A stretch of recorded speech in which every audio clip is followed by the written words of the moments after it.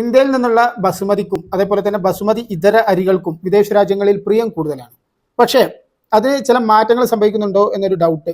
ഈ വാർത്ത നിങ്ങൾ വായിച്ചിട്ടുണ്ടാകും. അതായത് ഇന്ത്യയിൽ നിന്നും കയറ്റുമതി ചെയ്ത ബസുമതി ഇതര അരികൾ യൂറോപ്യൻ യൂണിയനിലേക്ക് UK ഒഴികെയുള്ള അതിൻ്റെ റിജക്ഷൻ കൂടി വരുന്നു. അതായത് 2020 3 ചരക്കുകളാണ് തിരിച്ചയച്ചിരുന്നത്. എന്നാൽ അത് 2024 ആയപ്പോഴേക്കും 37 ചരക്കുകൾ തിരിച്ചയച്ചിട്ടുണ്ട് അവർ. അനുവദനീയമായ തോതിൽ ഉള്ള അതിലും അപ്പുറത്തേക്ക് പെസ്റ്റിസൈഡ് ഉപയോഗം കടന്നിട്ടുണ്ട് എന്ന് ചൂണ്ടിക്കാണിച്ചുകൊണ്ടാണ് ചരക്കുകൾ തിരിച്ചയച്ചിട്ടുള്ളത്. അതായത് ഒന്നാം തരം ക്വാളിറ്റി ഇഷ്യൂ തന്നെ.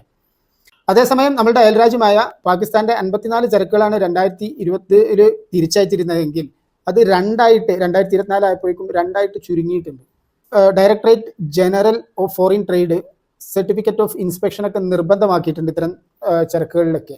ചുരുക്കി പറഞ്ഞാൽ നമ്മളുടെ ബസുമതി ഇതര അരികൾ യൂറോപ്യൻ യൂണിയനിൽ പ്രിയം കുറഞ്ഞു വരുന്നതായിട്ടാണ് നമുക്ക് മനസ്സിലാക്കാൻ പറ്റുന്നത്.